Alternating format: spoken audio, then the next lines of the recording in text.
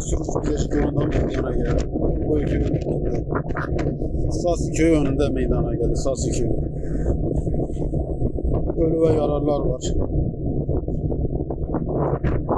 Durulu tankları burada. Tırın önüne çıkmış. Tır hem onu hem de başka bir araca çarptı.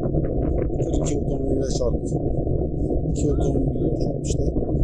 Kazada ölü ve yaralılar var maalesef.